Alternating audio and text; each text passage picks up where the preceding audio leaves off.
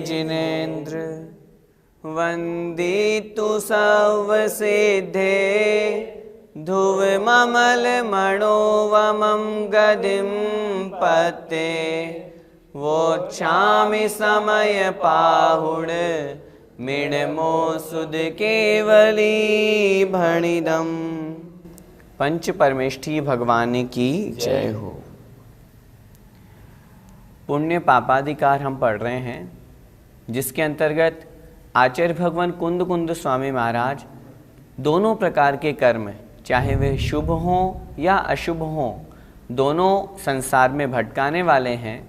शुद्धोपयोग की अपेक्षा से दोनों हे है, इस प्रकार की चर्चा कर रहे हैं। पिछली ज्ञानशाला की कक्षा में हमने समझा था कि जिस प्रकार यह जीव आत्मस्वरूप में लीन होता है, तभी वह जीव मोक्ष को प्राप्त करता है। आत्मस्वरूप में लीनता के अभाव में यह जीव संसार में ही परिभ्रमण करता है। उदाहरण देकर के आचार्य भगवान ने बताया कि जिस प्रकार मैल के दूर होने पर वह जो श्वेत वस्त्र है वह साफ दिखता है, अथवा मैल के कारण से उस श्वेत वस्त्र में गंदगी, मैलपन आ जाता है, मलिनता आ जाती है, उसी प्रकार इस जीव के साथ में जब सम्यक्त्व का विपरीत मिथ्यात्व कर्म रूपी मेल है, इस कारण से इसका सम्यक्त्व गुण उजागर नहीं हो पाता है। उसी बात को आचार्य महाराज अगली गाथा में इसी दृष्टांत को दृष्टांत के माध्यम से सिद्ध कर रहे हैं। और अगली गाथा में हम पढ़ेंगे कि प्रत्येक जीव में इस तरह की शक्ति है कि वह भी सर्वज्ञ है, वह भी सर्वदृष्टा है, लेकिन कर्मों से आवरित होने के कारण से, कर्मों से ढका हुआ होने के कारण से उसका वह गुण प्रकट नहीं हो पाता। आइए देखते हैं गाथा क्रमांक 167। सो सवणाण धरिसी, सो सवणाण धरिसी, कमरयेण नियेण वक्षणो, कमरयेण नियेण वक्षणो, संसार समावर्णा, संसार समावर्णो, न विजानति संवदो सौवम, न विजानति संवदो सौवम। बोलिए। सो सवणाण धरिसी, कमरयेण नियेण वक्षणो, संसार समावर्णो, न विजानति संवदो सौवम। सो सवणाण धरिसी, कमरयेण नियेण वक्षणो, संसार समावर्णो, न विजानति संवदो सौवम। आइए गाथा का अर्थ समझते हैं। सो सवणाण धरिसी, सो अर्थात वह आत्मा जिसकी हम चर्चा कर रहे हैं, वह आत्मा, प्रत्येक जीवात्मा। सवणाणदर्शी, सव अर्थात सब, सब, णाण अर्थात ज्ञान, सभी ज्ञान से युक्त अर्थात सर्वज्ञ, दर्शी अर्थात देखने वाला, दृष्टा, सर्वदृष्टा अथवा सर्वदर्शी है। वह जो आत्मा है वह सर्वज्ञ है, वह सर्वदर्शी है, सब कुछ जानने देखने वाला है। प्रत्येक आत्मा में इस तरह की शक्ति है। द्रव्य की अपेक्षा से केवली भगवान में और हमारी आत्मा में कोई अंतर नहीं है, क्योंकि वो द्रव्य से वो भी आत्मा है, हम भी आत्मा हैं। इस अपेक्षा से आचार्य भगवान यहाँ कह रहे हैं कि वह जो आत्मा है वह सर्वज्ञ और सर्वदर्शी है। लेकिन फिर भी कमरयेण, कर्म रूपी रज से, रज अर्थात मैल, धूल, गंदगी से, नियेण अर्थात अपने, कौन से कर्म रूपी मेल से? स्वयं के कर्म रूपी मेल से। वक्षणो अर्थात आच्छादित है, ढका हुआ है। प्रत्येक आत्मा में सर्वज्ञता और सर्वदृष्टा रूप गुण हैं, लेकिन कर्म रूपी मेल के कारण से वह जो गुण है वो ढका हुआ है। वो सर्वज्ञ गुण अथवा वह सर्वदृष्टा गुण उस आत्मा में प्रकट नहीं हो पा रहा। तीसरी पंक्ति में कह रहे हैं संसार समावर्णो, संसार को समावर्णो अर्थात प्राप्त हुआ है। जो जीव संसार में परिभ्रमण कर रहा है, नवी अर्थात नहीं, जानदी जानता है, सव्वदो सब प्रकार से, सव्वम अर्थात सभी पदार्थों को। जो जीव संसार में परिभ्रमण कर रहा है वो सभी प्रकार से सभी पदार्थों को नहीं जानता है। क्या मतलब?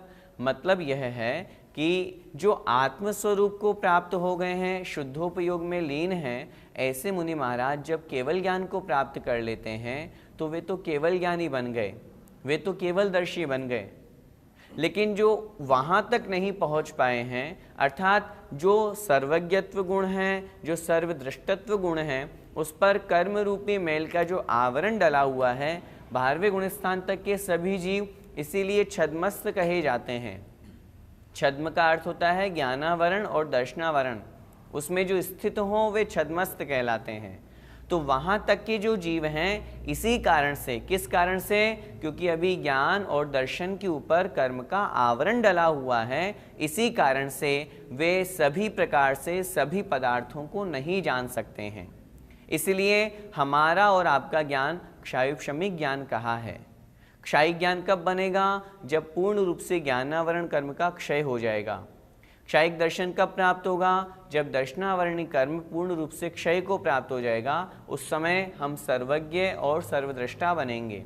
अभी कर्म का आवरण है, कर्म हमारे आत्मा के उस गुण पर आच्छादन किए हुए है, ढके हुए है, इस कारण से वह गुण प्रकट नहीं हो पा रहा और इसी कारण से संसारी जीव जो संसार को प्राप्त हुआ है वह सब पदार्थों को नहीं जान सकता।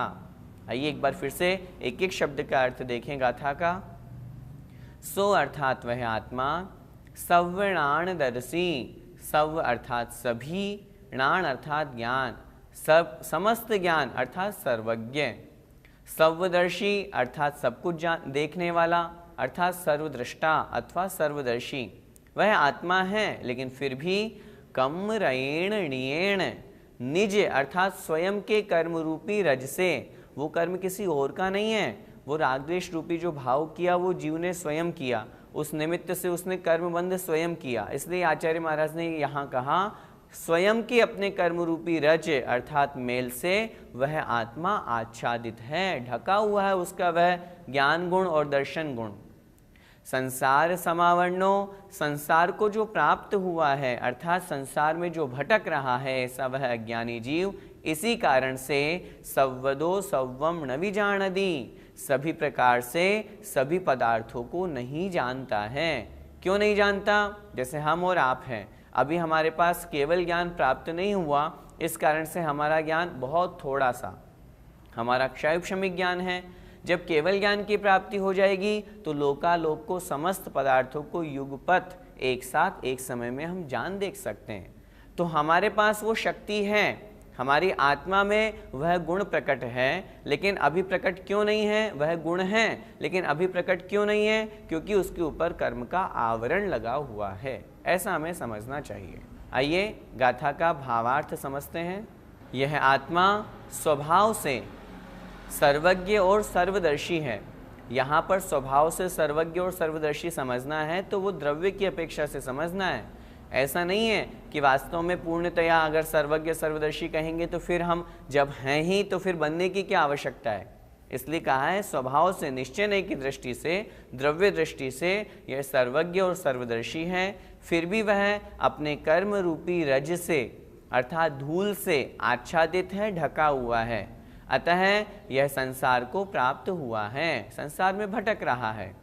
यह समस्त पदार्थों को सब प्रकार से नहीं जानता, इसके अंदर वह सर्वज्ञ गुण, वह सर्वदृष्टा गुण अभी प्रकट नहीं हुआ। इस विषय में आचार्य श्री का पद्यानुवाद देखते हैं। आत्मा विशुद्ध नय से निज भाव स्पर्शी, होगा सकल विज्ञ त्रिकाल दर्शी, वर्तमान विधि से कस के बंधा है जानता कुछ नहीं समझो मुधा है। देखो यहाँ भी स्पष्ट आचार्य श्री कह रहे हैं विशुद्ध रूप से निश्चय से निज भाव स्पर्शी आत्मस्वरूप को प्राप्त होने वाला सकल विज्ञ और त्रिकालदर्शी है। लेकिन वर्तमान कैसा है? विधि अर्थात कर्मों से कस के जकड़ करके बंधा हुआ है। इसी कारण से वह जीव न कुछ जान पाता है न कुछ देख पाता है, उसका ज्ञान थोड़ा है। अब आगे की 3 गाथाएं आचार्य भगवान एक साथ कह रहे हैं। उन 3 गाथाओं में मिथ्यात्व, अज्ञान और अचारित्र की बात कर रहे हैं। मिथ्यात्व किस निमित्त से होता है, जीव को हम मिथ्या दृष्टि क्यों कहते हैं, उस बात की चर्चा कर रहे हैं। देखें गाथा क्रमांक 168।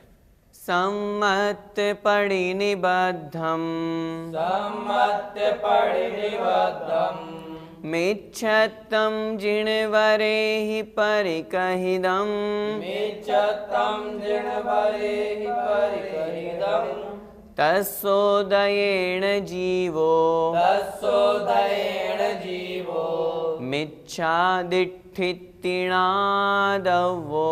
मिच्छादिठ्ठितिनादवो।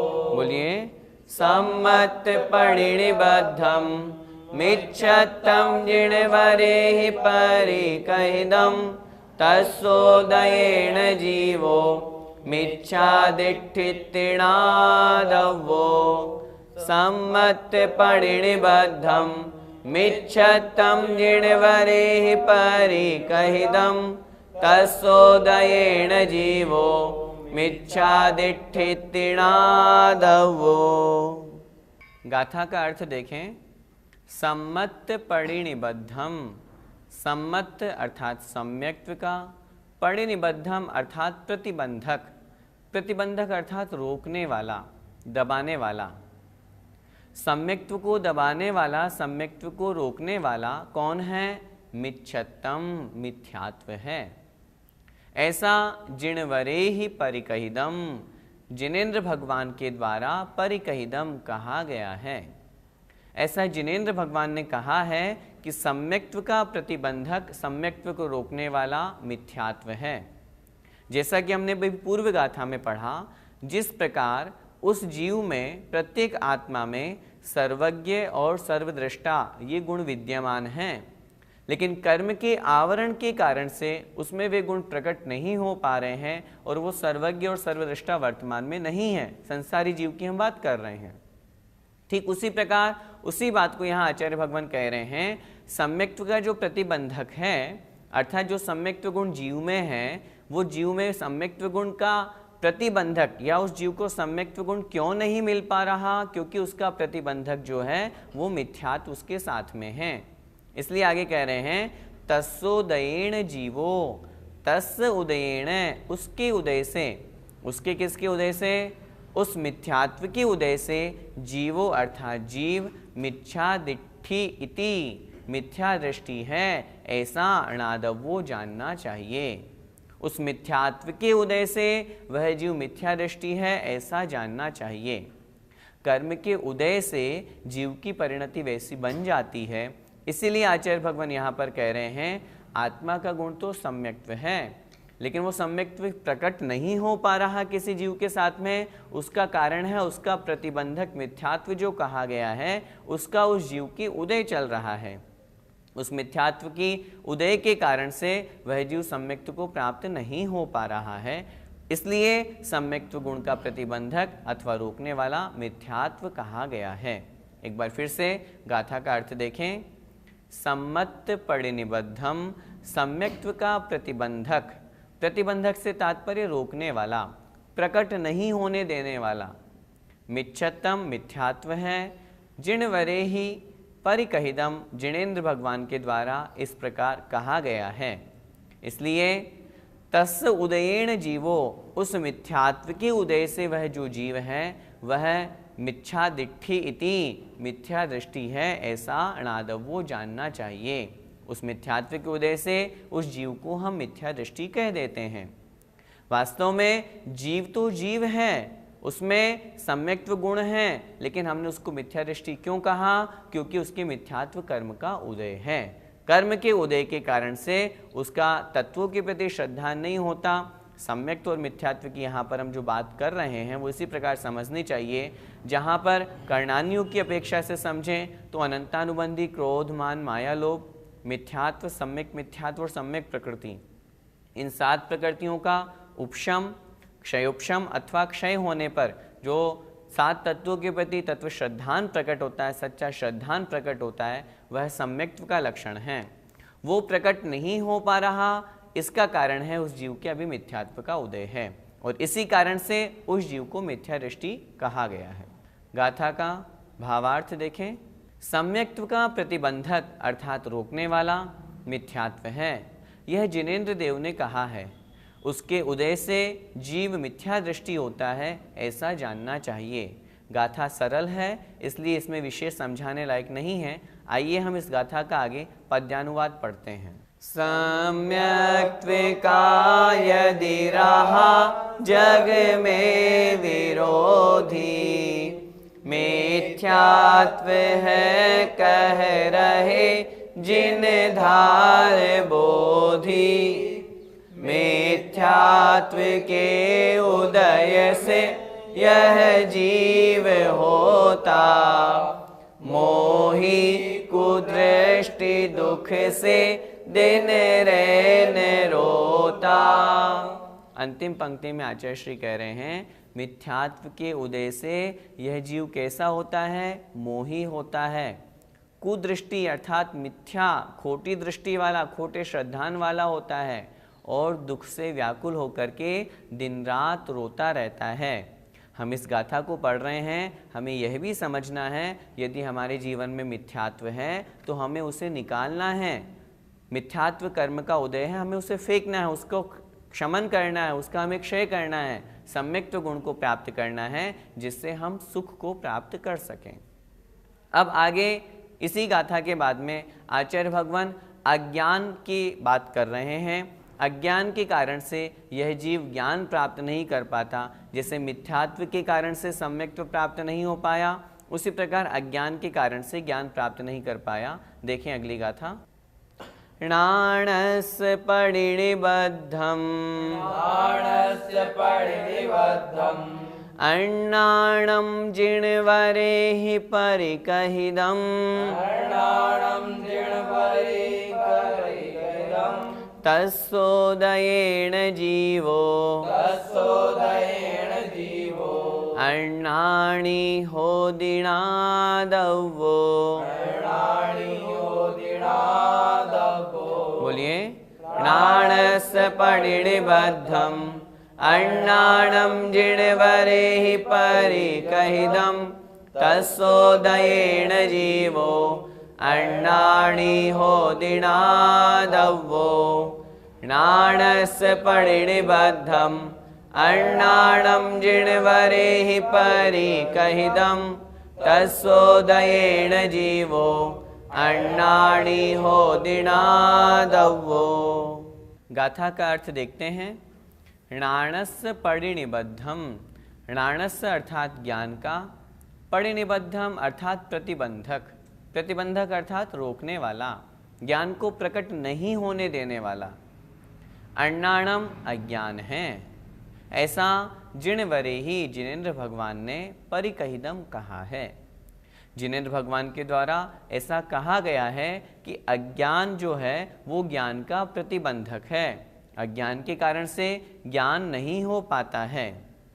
इसलिए तस्सोदयेन जीवो, तस्य उदयेन, तस्य अर्थात उसके उदय से, उदयेन उदय से, उसके किसके? उस अज्ञान के उदय से जीवो अर्थात यह जीव अर्णाणि होदी, अज्ञानी होता है, ऐसा णादव्वो जानना चाहिए।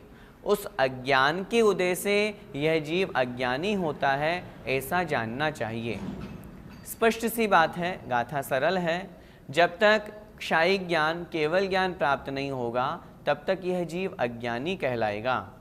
जैसा कि अभी पूर्व में भी आपको बताया है, 12वें गुण स्थान तक के जीव सभी छद्मस्त कहलाते हैं, अज्ञानी कहलाते हैं। कारण उनको अभी केवल ज्ञान की प्राप्ति नहीं हुई, अभी ज्ञानावरण कर्म का उदय, क्षयोपशम उनके साथ में चल रहा है, अज्ञान का उदय चल रहा है। इस कारण से वे जीव अज्ञानी कहलाते हैं। 12वें गुणस्थान के अंतिम समय में जब ज्ञानावरण कर्म का समूल नाश किया जाता है, उस समय उस आत्मा में क्षायिक ज्ञान, केवल ज्ञान प्रकट हो जाता है। उससे पूर्व तक के जो जीव हैं, हम और आप, 12वें गुण स्थान तक के जो जीव हैं, वे सभी अज्ञानी कहलाते हैं। तो अज्ञान के उदय होने से हम अज्ञानी कहलाए। अज्ञान क्यों, हमें ज्ञान क्यों प्राप्त नहीं हुआ? क्योंकि ज्ञान का जो प्रतिबंधक है, ज्ञान को जो रोकने वाला है, जो ज्ञान को प्रकट नहीं होने देने वाला है, ऐसा अज्ञान भाव का उदय चल रहा है। अज्ञान भाव कौन से कर्म के अंतर्गत आएगा? ज्ञानावरण कर्म का क्षयोपशम होने के कारण से जब तक क्षायिक ज्ञान प्रकट नहीं होता, तब तक सभी जीव, 12वें गुण स्थान तक के सभी जीव अज्ञानी ही कहलाते हैं। इसलिए आचार्य भगवंतों ने औदैहिक भाव में अज्ञान को भी औदैहिक भाव माना है।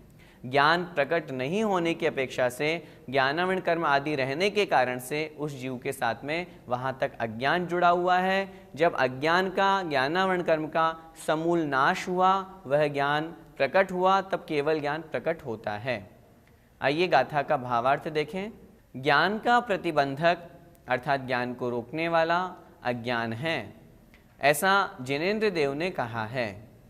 उसके उदय से जीव अज्ञानी होता है, ऐसा जानना चाहिए। गाथा यह भी सरल है, जैसा कि पूर्व में बताया था, मिथ्यात्व के उदय से वह जीव मिथ्या दृष्टि कहलाता है। मिथ्यात्व सम्यक्त्व का प्रतिबंधक कहा है। उसी प्रकार ज्ञान का प्रतिबंधक अज्ञान कहा है, और उस अज्ञान के उदय से यह जीव अज्ञानी कहलाता है। मैं फिर आपसे निवेदन करना चाहता हूँ, वास्तव में ज्ञानी कौन? जिसका अज्ञान भाव समाप्त हो गया। जैसे मिथ्यात्व के समाप्त होने पर सम्यक्त्व गुण प्रकट हुआ, उसी प्रकार अज्ञान के समाप्त होने पर ज्ञान गुण प्रकट होता है, जो क्षायिक ज्ञान, केवल ज्ञान ग्रहण किया जाता है।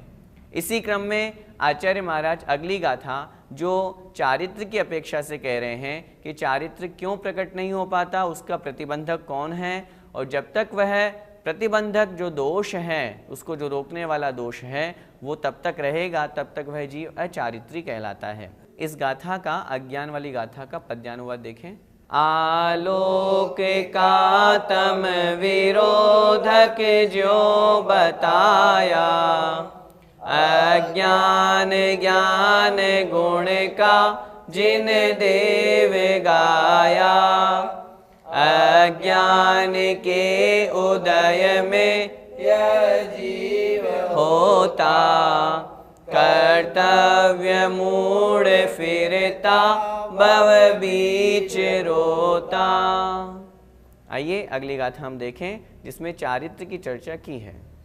चारित्र परिणिबद्धम, चारित्र परिनिबद्धम, कसायं जिणवरे परिकहिदं, कसायं जिणवरे परिकहिदं, तस्सोदयेन जीवो, तस्सोदयेन जीवो, अचरितो होदिनादव्वो। अचरितो होदिनादव्वो। बोलिए, चारित्र परिणिबद्धम, कसाय भाव परिकहिदं, तस्सोदयेन जीवो, अचरितो होदिनादव्वो। गाथा का अर्थ देखें। चारित्र परिणिबद्धम, चारित्र का, परिनिबद्धम अर्थात प्रतिबंधक, चारित्र गुण को रोकने वाला कौन है? कसायम, कषाय भाव है। ऐसा जिणवरे ही परिकहिदम, जिनेंद्र भगवान के द्वारा कहा गया है। जिनेंद्र भगवान ने बतलाया है चारित्र गुण का प्रतिबंधक कौन, चारित्र गुण का घात करने वाला कौन? कषाय। इसलिए तस् उदयेन जीवो, उसके उदय से यह जीव, उसके किसके? उस कषाय के उदय से यह जीव अचारितो होदी, अचारित्री होता है। तब तक, जब तक उस जीव के कषाय का उदय है, तब तक उस जीव को अचारित्री कहा है, ऐसा नादव्वो जानना चाहिए। जैसा कि हमने पिछली गाथा में समझा, दर्शन की अपेक्षा से, ज्ञान की अपेक्षा से चर्चा की, उसी प्रकार यहाँ पर चारित्र की अपेक्षा से चर्चा कर रहे हैं। वास्तव में 10वें गुण स्थान तक कषाय है, इसलिए यथाख्यात चारित्र ही वास्तविक चारित्र कहा है आचार्यों ने। इसलिए यहाँ पर चारित्र का प्रतिबंधक कषाय है, और जब तक कषाय का उदय रहेगा, तब तक वह जीव अचारित्री कहलाएगा। तीनों गाथाओं में जो हमने समझा तीनों एकार्थवाची हैं, सिर्फ थोड़े से 3 शब्दों का वहाँ पर परिवर्तन है। सम्यक दर्शन का विपरीत उसको रोकने वाला मिथ्यात्व है। उस मिथ्यात्व के उदय से वह जीव मिथ्या दृष्टि कहलाता है। ज्ञान गुण प्रकट नहीं हो पा रहा, उसका कारण है अज्ञान भाव का उसके उदय है, इसलिए वह जीव अज्ञानी कहलाता है। चारित्र को धारण क्यों नहीं कर पाया? क्योंकि कषाय का उदय है, कषाय के उदय के कारण से वह जीव अचारित्री कहलाता है। इस प्रकार कर्मों से आवरित होने के कारण से इस जीव की यह संसारी दशा है। इस प्रकार वह संसार में रहते हुए कर्मों से आच्छन्न है, कर्मों से आच्छादित है। अब हम इस गाथा का भावार्थ पढ़ते हैं। चारित्र का प्रतिबंधक अर्थात रोकने वाला कषाय है। यह जिनेन्द्र देव ने कहा है, उसके उदय से जीव अचारित्री होता है, ऐसा जानना चाहिए। आइए आचार्य श्री का पद्यानुवाद समझते हैं। चारित्र का रिपु कषाय, कषाय त्यागी, ऐसा जिनेश कहते प्रभु वीतरागी। दुखात्मिका उदय में कुकषाय आती, तो जीव को चरितहीन बना सताती। जय जिनेन्द्र। इस कार्यक्रम के पुण्यार्जक परिवार हैं श्रीमती पूनम जैन, धर्मपत्नी श्री सुभाष जैन, गुणायतन शिखर जी, मानक चंद, कमला देवी, राकेश, नीतू, ऋषभ, सौम्या एवं Ayushi Musharraf, B123, Sethi colony, Jaipur, Rajasthan. Shri Parasnath rerolling mills limited, Durgapur 1, Vardhaman, Paschim Bangal. Amita Jain, wife of Anil Kumar Jain. Sangeeta Jain, wife of Vipin Kumar Jain. Sheel Jain, wife of Narendra Jain. Hightone trading company, Shalimar Bagh, Delhi 88। माता श्री निरंजना बाई सरोदय के स्मरणार्थ Sunanda, wife of professor Umesh Chandra Saroday, Nagpur. Rekha, wife of Abhay Kumar Sontakke, Karanja. Madhuri Jain, Nagpur. Nishigandha Band, CA, wife of doctor Shailesh Band, Amravati. Rutika, wife of Saurabh Saroday, Pune. Pushpak Jain, Swastik Band, Spraha Saroday. स्वर्गीय श्री चिमनलाल फूलचंद शाह, स्वर्गीय Kamlaben Chimanlal Shah, doctor Rajnikant C Shah, Leena R Shah, Samarth R Shah, Dhvani S Shah, Nishchal R Shah, Janali N Shah, Aagam, Nirmay एवं नियम शाह, अहमदाबाद, गुजरात। गर्व गौतम जैन, सुपौत्र अशोक कुमार, रतनलाल जैन, नूतन, गौतम, प्राची, आदित्य, महिमा, सलोनी, निरंजन, अरहन, आराध्य, तारदेव, अंधेरी, मुंबई। श्रीमती संतोष C सिंघई, श्रीमती वर्षा आलोक जैन, श्री आलोक जैन, कुमारी त्रिशला जैन, कुमारी अनमोल अग्रवाल।